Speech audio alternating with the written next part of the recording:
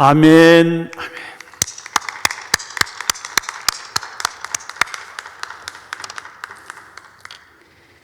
의롭다 여겨주시는 주님의 사랑, 주님의 놀라우신 은혜가 저와 여러분 안에 충만하시기를 축원합니다. 여러 주간 비대면 예배가 진행됐는데 지난 주간부터 조금 풀려서 좌석수 10%의 대면 예배가 가능해졌습니다. 현장에서 드리는 대면 예배는 근 1년 동안 어려움이 상당히 많았습니다. 특별히 청년들 중심의 이 3부 예배의 경우에는 작년 내내 계속된 온라인 강의, 더구나 지금은 방학 기간이라 귀향에 있는 청년들이 많으니까 좌석수의 10%라고 하는 제한 자체가 좀 무의미하게 들리기도 하더라고요. 지금 귀향이라고 하는 단어를 언급해 보니까 며칠 후에는 또 설 명절이 찾아오게 됩니다.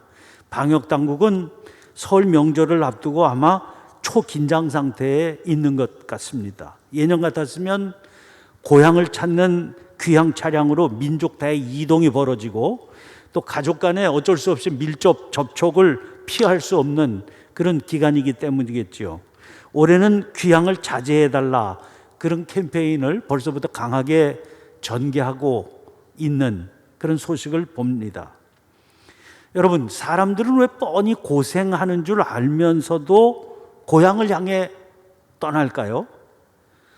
수 멍크 키드라고 하는 분이 이런 얘기를 했습니다. 귀향의 이미지는 자기 자신, 즉 자신의 영혼으로 돌아간다는 전형적이고 강한 상징이다. 집으로 돌아가는 것은 내면의 깊은 근원, 하나님께서 내부에 조성하신 흔적으로 돌아가는 것이다. 따라서 집에 가면 우리는 있을 곳에 있다는 느낌, 깊은 영적인 소속감을 받는다. 우리 모두는 느끼든지 못 느끼든지 귀향에 대한 이런 뿌리 깊은 갈망을 가지고 있다. 그렇게 보면 단순히 귀향한다, 고향을 찾아간다 하는 건 지리적인 고향을 찾아가는 것, 그걸 말하는 게 아니로구나 하는 것을 알게 됩니다. 그러니까 그냥 단순히 지리적인 어떤 곳, 내가 태어난 그곳을 찾아가는 것은 진정한 귀향일 수가 없다는 겁니다. 그 증거가요, 고향 찾아가는 게 부담스러운 사람들도 있잖아요. 혹은 설 명절 같은 때 귀향해서 가족들끼리 오래간만에 만나서 그 가족들 사이에서 생기는 여러 가지 불협화음이나 후유증 같은 것들, 그런 얘기들을 듣지 않습니까? 이런 건 진정한 귀향이라고 할 수 없겠다, 그런 마음을 갖게 되죠. 진정한 귀향이라고 하는 건 그럼 어떤 것일까? 키드가 말하는 것처럼 자기의 영혼으로 돌아가는 그 전형적이고 강한 상징이 되는 귀향은 어떤 것일까 하는 것을 생각을 해보게 됩니다. 여러분, 지금 우리는 고향으로 향해서 가고 있는 야곱의 이야기를 읽고 있는데요, 이 야곱의 사건을 보면서 진정한 귀향은 어떤 것이어야 된다는 그 실마리를 찾을 수 있을 것 같아요. 야곱은 하란 땅 밧단 아람 외삼촌 땅에서 아내와 자식들을 얻었습니다. 그리고 큰 재산을 일구게 되지요. 야곱만 이곳이 고향이 아니지 다른 식구들은 다 거기가 고향입니다. 또 오래 살다 보니까 제2의 고향이라고 하잖아요. 야곱에게도 사실은 고향 비슷한 그런 땅이, 익숙한 땅이 됐습니다. 물론 그 땅에서 외삼촌 가족들과의 갈등도 있었고요. 또 31장 3절 말씀을 보면 하나님께서 내 조상의 땅, 내 족속에게로 돌아가라, 그런 언급도 하신 그런 사건이 있기는 했습니다. 그러나 여러분, 하나님께서 가라고 하신 그 고향에는 뭐가 기다리고 있어요? 아버지가 계시지만 물론 그와 함께 자기를 죽이겠다고 벼르는 그런 형 에서가 있지 않습니까? 그 에서를 만난다는 공포감은요, 외삼촌과의 갈등보다 훨씬 더 위협적이었을 겁니다. 그런데 지금 그 해결된 게 아무것도 없잖아요. 대책도 아무것도 없지 않습니까? 그런데도 불구하고 야곱은 지금 아무런 대책도 없는데 고향을 향해서 떠납니다. 왜 그럴까요? 그에게는 귀향이 자기의 정체성을 찾는 유일한 길이었기 때문에, 그래서 하나님의 말씀을 받자 곧 떠날 준비를 하게 된 겁니다. 자, 이 고향으로 가는 노정 중에 그가 야복강을 만나게 되죠. 그 야복강에서 무슨 사건이 있었습니까? 자기 자신의 진정한 모습을 대면하게 됩니다. 하나님께서 보내신 사자가 그에게 묻잖아요. 내 이름이 뭐냐? 제 이름이 야곱입니다. 야곱은 대면해서 보기 싫어하던, 그래서 피해 다니기만 하던 자기의 진정한 모습을 하나님의 말씀 앞에서 대면해서 보게 된 겁니다. 그러자 하나님의 사자가 그에게 얘기하죠. 이제부터 너를 야곱이라고 하지 말아라. 이스라엘이라고 불러라. 새 이름을 얻게 돼요. 새롭게 지음받은, 여겨주신 자기의 모습을 만나게 되는 겁니다. 그리고 강을 건널 용기를 얻지요. 그 강을 건너서 고향 땅에 도착하니까 공포의 대상이었던 형 에서가 따뜻한 포옹으로 그를 맞이해 주는 겁니다. 여러분, 이제 그의 삶에 드리웠던 모든 어두운 그늘이 다 사라지게 됩니다. 이제 남은 일이라는 건 그리던 고향 땅 가나안에 정착해서 자리를 잡는 것뿐입니다. 가나안은 넓은 지역 아니에요. 이게 고향이 가나안이다 하지만 그 고향 가운데서도 어디에 자리를 잡느냐 하는 건 야곱에게도 숙제였을 겁니다. 형 에서는 그를 끌어안아 준 다음에 자기랑 같이 가자고 얘기하던 그 에서의 본거지는 세일이라고 하는 땅입니다. 아버지 이삭은 어디에 살고 있는 거냐? 헤브론이라고 하는 곳에 살고 있어요. 야곱은 세일로 가자는 형 에서를 따라가지 않습니다. 그렇다고 해서 아버지가 살고 계신 헤브론으로 가지도 않아요. 야곱은 그 중에 어느 곳도 아닌 숫곳이라고 하는 곳에 먼저 집을 짓고 우리간을 짓습니다. 한번 살아볼까? 이렇게 작정했다는 얘기지요. 근데 여의치 않았던 것 같아요. 집도 짓고 우리간도 지었지만 다시 그곳을 떠나서 세겜으로 이주합니다. 그리고 그곳에 장막을 치고요. 그 땅 주인인 하몰에게서 삽니다. 그 구입을 냈다는 거예요. 그러니까 아주 등기를 냈다는 겁니다. 거기다 제단을 쌓습니다. 그리고 그 제단의 이름을, 장막의 이름을 엘로헤 이스라엘, 하나님, 이스라엘의 하나님, 이렇게 딱 간판을 붙였다는 겁니다. 여러분, 뭘 알 수 있습니까? 가나안 땅으로 오긴 왔는데 머물러 살 곳이 어디인가를 찾다가 결국 세겜이라고 하는 땅을 발견하고 여기다. 그래서 거기 정착하기로 결단했다. 이제 그런 말입니다. 그럼 왜 세겜이었을까? 도대체 세겜이 어떤 곳이라서 야곱의 마음을 그렇게 사로잡았을까 하는 거예요. 당시에 세겜은 주변에 넓은 목초지가 형성이 되어 있어서 많은 사람들이 몰려들어서 거주하는 아주 번성한 지역이었습니다. 34장 1절 보시면 레아가 야곱에게 낳은 딸 디나가 그 땅에 딸들을 보러 나갔더니 그랬거든요. 여러분, 이 어린 소녀 디나인데 이 디나가 호기심이 많은 아이 아니에요? 그런데 지금까지 살고 있었던 곳은 바단 아람이라고 하는 목축, 그저 양치고 이 들에서 양치고 그러던 지역인데, 그 땅에 딸들을 보러 나갔다 하는 말은요, 인구가 그만큼 많이 살고 있는 지역이었다는 얘기고요. 그리고 이 어린 소녀가 막 호기심을 느낄 만한 그런 문물이 번창해 있었던 고장이다 하는 것을 눈치챌 수가 있지요. 요즘으로 따지면 있을 게 다 있는데, 문화 생활, 또 소비 생활, 이런 거 얼마든지 할 수 있는 아주 번성한 지역이었다 하는 것을 알 수 있습니다. 모든 사람들이 살고 싶어 하는 그런 마음이 들게 되는, 아주 사람들이 선호하는 지역이었다, 그런 얘기입니다. 그만큼 번성한 지역이었다, 그런 말이 되기도 하죠. 그런데 이곳에서 야곱은 예기치 못했던 뜻밖의 사건에 직면하게 돼요. 새로운 곳에 정착하게 된 이 호기심 많았던 소녀인 그의 딸 디나가 그 구경을 하러 나갔다가 그곳 추장의 아들 세겜의 호감을 받게 됩니다.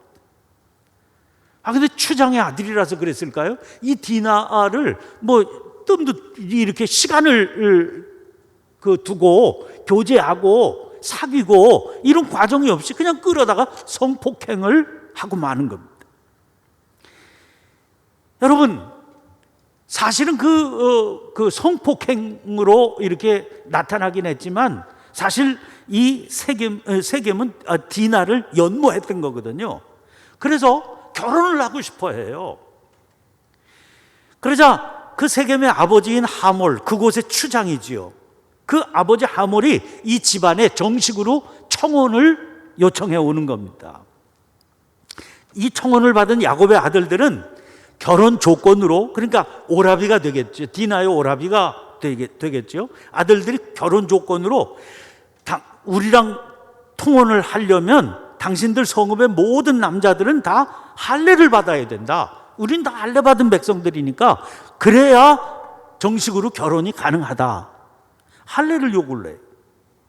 그런데 사실은 그들의 요구는 시작할 때부터 속임수였습니다. 순진했던가요? 아니면 어떻게든 이 결혼을 성사시키고 싶은 욕심 때문이었을까요? 그 요구에 따라서 온 그 성읍의 남자들이 다 할례를 행한 뒤에 아파하고 있는 동안 이 야곱의 아들들이 그들을 기습 공격해서 닥치는 대로 남자들은 죽이고 여자와 아이들은 포로로 잡고, 그리고 그 재산들을 다 약탈을 하는 그런 끔찍한 만행을 저지르게 됩니다. 사건이 크게 벌어지게 된 거지요. 그런데 이상한 거는요, 이 일이 진행되는 모든 과정에서 야곱이 거의 보이지 않는다는 겁니다. 청혼을 했다면 야곱이 모를 수가 없잖아요. 아버지가 있는데 어떻게 그 오라비들이 나서겠어요? 아버지가 나서야 옳죠. 그런데 야곱의 아들들이 나서서 이 일을 다 처리하고 나가고 있는 겁니다. 또 그 이웃의 그 사는 이제 흘러들어온 그 가족들인데, 이 흘러들어온 가족들이 그 본 고장의 그 사람들을 약탈하고 노략질하고 살인을 저지르고 이렇게 저지르는데 그걸 다 아들들이 주관해서 한다는 거죠. 야곱이 안 보입니다. 야곱은 모든 사건들이 다 저질러지고 난 뒤에야 등장을 해요. 34장 30절입니다. 야곱이 시므온과 레위에게 이르되 너희가 내게 화를 끼쳐 나로 하여금 이 땅의 주민 곧 가나안 족속과 브리스 족속에 악취를 내게 하였도다. 나는 수가 적은즉 그들이 모여 나를 치고 나를 죽이리니 그러면 나와 내 집이 멸망하리라. 무슨 얘기입니까? 큰일 났다. 너희들 어떻게 하려고 이렇게 일을 저질러 놓은 거냐? 야곱이 그랬다는 거 아니에요? 그러면 이렇게 엄청난 사건이 꽤 많은 시간이 흘러서 진행되는 동안 야곱은 사정을 몰랐을까요? 남의 일처럼 바라보고 있다가 이런 얘기를 뒤늦게 꺼내고 있는 겁니다. 그러자 그에 대해서 아들들이 보이는 반응을 보세요. 그 다음 절이 어떻게 되어 있는 거 아니? 31절입니다. 그들이 이르되 그가 우리 누이를 창녀같이 대우함이 옳으니까. 그동안 야곱의 모습, 이 가족을 이끌고 나오던 가장으로서의 야곱의 모습하고 전혀 다른 모습이 등장을 하고 있어요. 아들들도 아버지 이 지경이 될 때까지 당신 뭐 하고 있었느냐 말이야. 그래서 아버지까지 싸잡아서 비난하는 그런 태도를 보이는데 거기에 대해서 야곱이 아무 소리도 하지 못하고 있는 겁니다. 그래서 참 궁금해져요. 아니, 지금까지 주도적으로 집안을 이끌어오던 야곱은 도대체 어디로 가 있는 겁니까? 지금 야곱의 삶이라고 하는 건 그 야곱의 생애 가운데 최고의 안정을 누리고 있는 중이에요. 그런데 야곱이 도대체 왜 이렇게 됐느냐고 말이에요. 야곱은 정체성이 막 흔들리고 무너져 있는 그런 상황입니다. 그래서 우리가 묻게 되는 거죠. 도대체 왜 이런 모습이 나타나게 된 걸까? 도대체 뭐가 그 뿌리에 있는 것일까? 자, 여러분, 그런 의문을 안고 오늘 본문을 만나게 되는 겁니다. 오늘 본문은 내면의 삶이 흔들리고 무너진 야곱을 향해서 하나님께서 주신 말씀이 제일 먼저 등장을 해요. 1절 말씀 보세요. 일어나 베델로 올라가서 거기 거주하며 내가 내 형 에서의 낯을 피하여 도망하던 때에 내게 나타났던 하나님께 거기서 제단을 쌓으라. 하나님께서 야곱에게 말씀하셔요. 너 베델로 올라가라. 세겜이 아니라 세겜에서 제단을 쌓았다고 그랬잖아요. 33장 끄트머리에. 그리고 엘로의 이스라엘 하나님, 이스라엘의 하나님 이렇게 판판을 붙였다고 그랬잖아요. 근데 여기서 제단 쌓지 말고 일어나 올라가서 베델에서 제단을 쌓고 거기서 제사 드려. 그러면서 하나님은 그 베델이 어떤 곳인지를 야곱에게 분명히 상기시켜 주십니다. 여러분, 그러면 베델은 어떤 곳이에요? 하나님은 야곱에게 그곳이 어떤 곳인지를 아주 생생하게 상기시켜 주세요.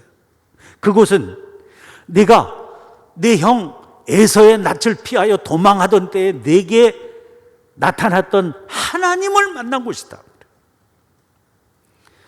여러분, 28장 10절 이하에 수록되어 있는 그 기사 우리가 이미 설교 시간에 예배 말씀 시간에 나눈 적이 있어요. 우리 다 알고 있는 사건 아닙니까? 자기를 죽이려는 형 에서의 낯을 피해서 고향을 떠나서 하란을 향해 도망치던 20년 전의 야곱을 상기시켜 주시는 거예요. 그때 당시의 야곱은 세상 천지 의지할 사람 하나도 없는 혈혈단신의 외로운 존재 아니었습니까? 그 외로운 존재가 그때 빈 들에서 밤이 되어서 잠을 청하는데 뭐 여관방 하나 찾을 수 없는 빈 들이지요. 그래서 돌 하나를 갖다가 그걸 베개 삼고 잠을 청하는 처량한 신세였죠.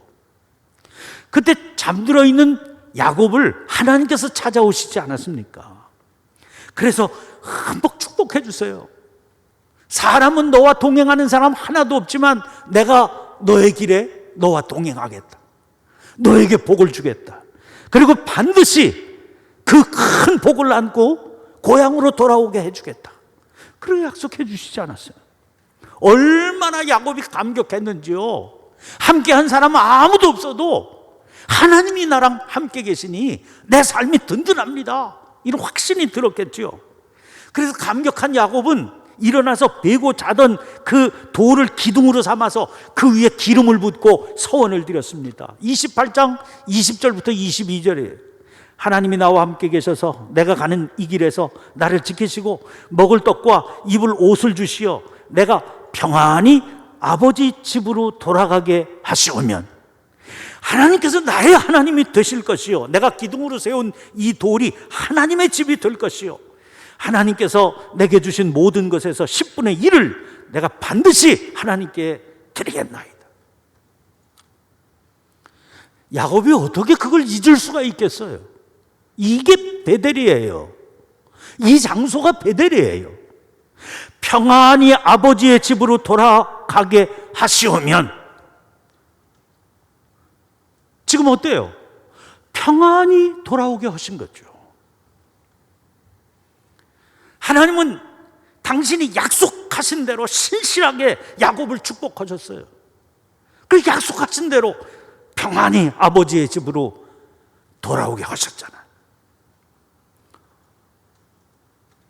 그러면 야곱은 지금 어떻게 해야 되겠습니까? 야곱도 하나님께 소원을 드렸던 대로 베델을 찾아가서 거기 거주하고 거기서 단을 쌓아야 됐는데 평안히 돌아오게 하신 하나님을 잊어버린 거죠. 그래서 세겜에 제단을 쌓고 숲곳에 집을 짓고 또 떠나서 세겜으로 가는 동안 베델은 야곱의 머릿속에 아예 사라졌어요. 염두에 두지도 않아요. 그래서 세겜에서 제단을 쌓고 자기 나름대로는 엘로헤 이스라엘, 하나님, 이스라엘의 하나님. 무슨 얘기입니까? 나 하나님 믿는다. 제단을 쌓고 제사를 드리면서 나 하나님 예배한다 그 말이에요. 아니 제단 쌓았으면 된 거 아닙니까? 그게 꼭 베델이어야 돼요? 가나안 땅인데 어차피 된 거 아니야. 스스로 그렇게 판단하고 스스로 그렇게 자만을 했겠죠. 근데 하나님은 아니라고 그러시는 거예요. 여기가 아니야. 세겜이 아니다. 내가 거주하고 내가 제단 쌓을 곳은 세겜이 아니라 베델이다.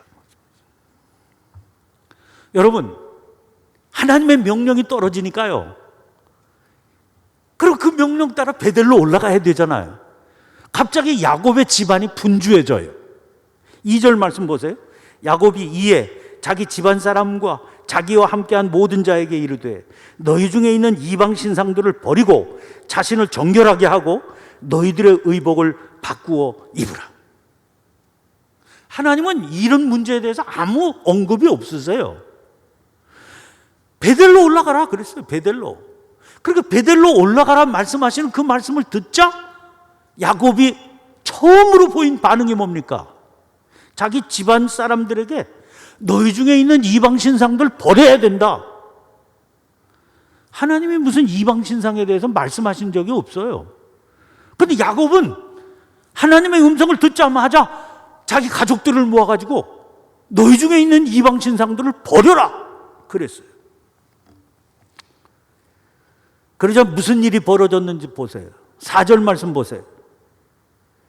그 4절 상반절을 보니까 그들이 자기 손에 있는 모든 이방 신상들과 자기 귀에 있는 귀고리들을 야곱에게 주는지라. 여러분, 야곱이 왜 이방 신상들을, 너희 중에 있는 이방 신상들을 버려라 그렇게 말했는지 여기서 그냥 드러나요. 이방 신상이 어디 있었어요? 이방 신상들이 어디 있었어요? 손에 있었어요. 손에. 어디 저 깊은 곳에 감추고 있었던 게 아니에요. 손에 들고 있었어요. 그럼 야곱이 자기 가족들이 이방 신상 가지고 있는 걸 왜 몰랐겠어요? 알고 있었던 거예요.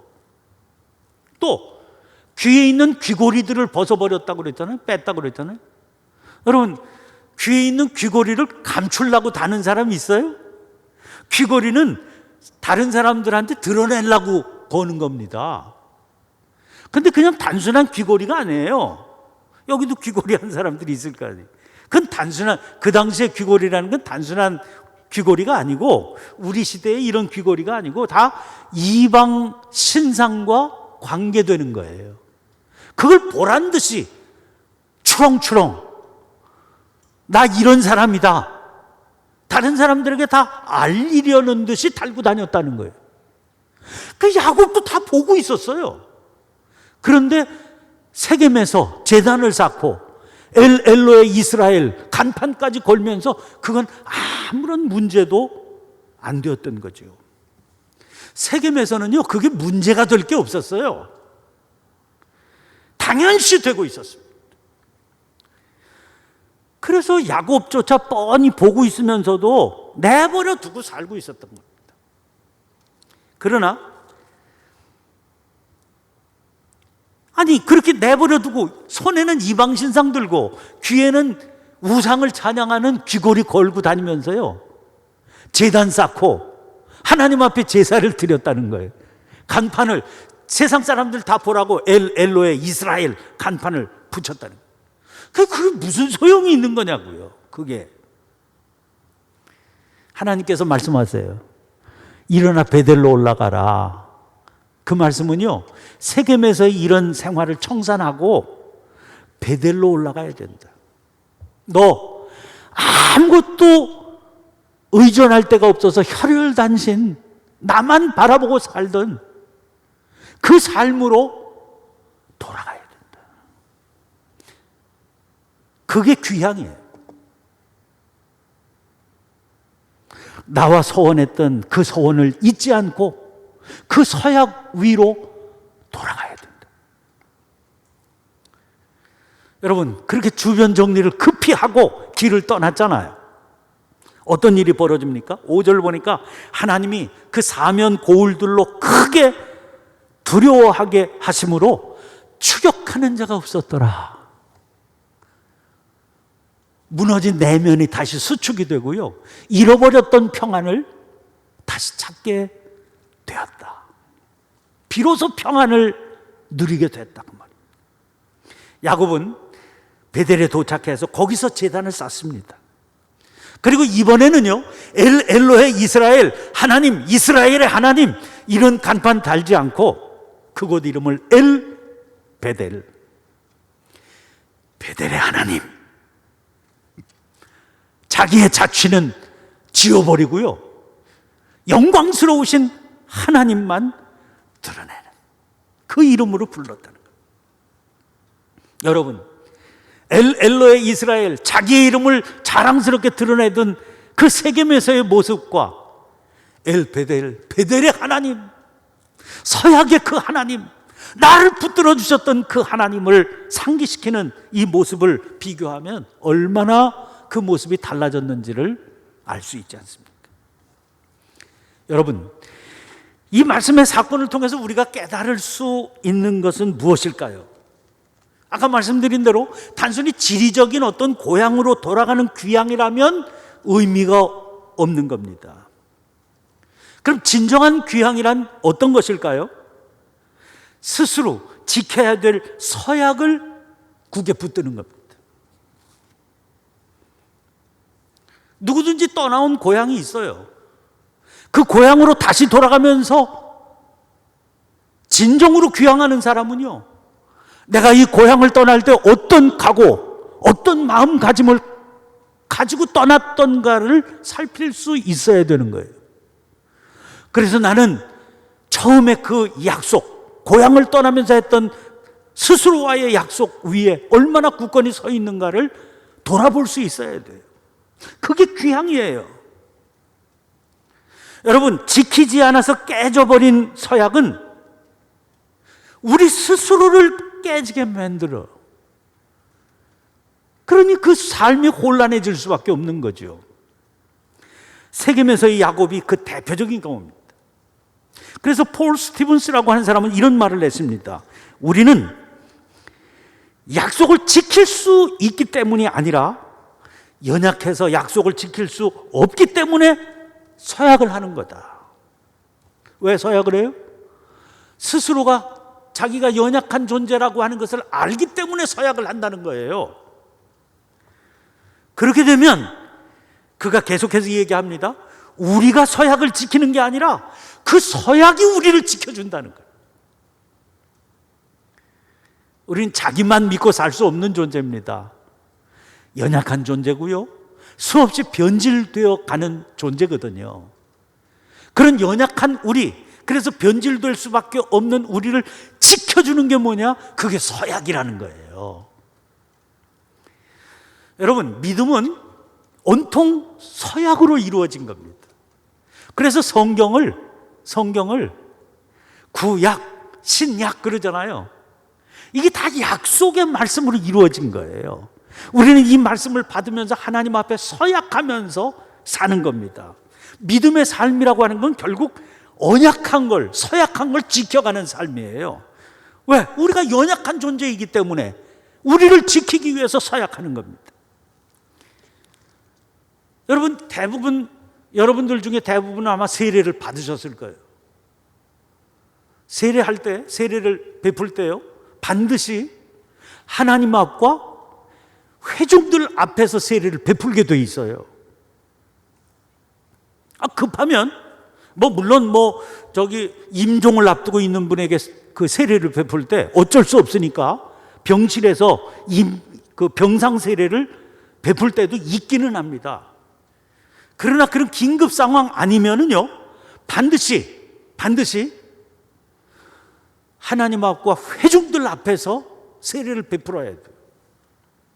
담임 목사실에 불러가지고요, 담임 목사가 그 문답을 하고, 그리고서 됐다, 문답했으니까, 그러고서 세례 베푸는 법은 없어요. 왜 그렇습니까? 증인을 세우는 거예요. 증인을 세우고 그 증인들 앞에서 자기의 입으로 서약을 하게 해요. 세례 베풀 때 문답을 하잖아요. 그 문답은 이미 세례 준비 과정에서 다 한 겁니다. 그렇잖아요? 근데 다시 굳이 시간을 들이고 공을 들여서 사람들 앞에서 자기의 입술로 아멘 하게 해요. 여러분, 세례 받을 때 무슨 서약을 하셨어요?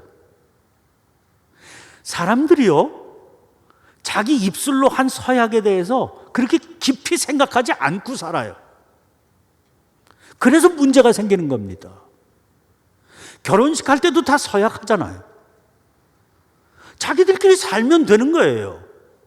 근데 왜 결혼식을 하고 그 결혼식에 서약을 시킵니까? 하나님 앞과 여러 증인들 앞에서 자기 입으로 이 내용을 시인하게 하는 거예요. 그 서약을 붙들고 살아야 돼요. 내가 하나님 앞에서, 사람들 앞에서 그를 향하여 이렇게 살겠다고 약속했지, 남편을 향해서, 아내를 향해서 이렇게 살겠다고 약속했지, 그걸 상기하면서 살아야 돼요. 그래야 그 삶이 신실한 삶이 되고 강력한 삶이 되는 겁니다. 우리 하나님 앞에 세례 받을 때 무슨 서약을 하셨던가요? 그 서약한 내용을 기억하고 살아야 돼요. 그 서약한 내용을 붙들고 살아야 돼요. 그 서약한 내용대로 살 수 있도록 하나님의 도우심을 구하며 살아야 돼요. 근데 기억을 하지 않아. 뭘 약속했는지를 떠올리지 않고 살아요. 그래서 우리의 삶이, 내면이 흔들리고 무너지게 되는 겁니다. 그래서 세례식에서 저는 세례 베풀 때 중요하게 생각하는 순서 중에 하나가 세례 갱신 시간이에요. 여러분, 세례를 이 앞에 나와서 갓 세례 받는 사람들이 있잖아요. 이들에게 세례를 베푼 다음에 꼭 무슨 순서가 따라가는 거 하니 회중들이 일어나요. 이미 세례 받은 사람들이 일어나는 거예요. 그래서 목사가 묻는 겁니다. 이 사람들이 지금 서약한 것과 같은 내용을 당신들도 서약하셨지요? 그 서약 지금 붙들고 사십니까? 그렇게 물어요. 회중들이 아멘, 예, 상기하고 삽니다. 이 의식이 아무것도 아닌 게 아니에요. 대단히 중요한 거예요. 여러분, 서약을 얼마나 기억하고 사세요? 얼마나 신실하게 그 서약을 붙들고 사시는 겁니까? 그 서약을 붙들고 살아갈 때 하나님께서 우리의 삶을 지켜주세요. 연약하고 미련하고 수없이 변질될 수밖에 없는 이 참담한 우리의 삶을 고귀하게 붙들어 주세요. 오늘 찬양 부를 때 여겨주신다고 그랬잖아요. 그 여겨주시는 것은 무조건 여겨주시는 게 아닙니다. 그 서약을 붙들고 바르게 그 서약대로 살기를 몸부림치며 순간순간 사는 자를 여겨주시고 붙들어주시고 이끌어주신다는 겁니다. 찬송가 419장 찬송이 있는데 거기 2절 가사가 이렇게 되어 있습니다. 주 날개 및 나의 피난처 되니 거기서 쉬기를 원하노라. 세상이 나를 위로치 못하나 거기서 평화를 누리리라. 주 날개 및 평안하다 그 사랑 끊을 자 니뇨. 주 날개 및 내 쉬는 영혼이 거기서 살리. 오늘 하나님께서 말씀하세요.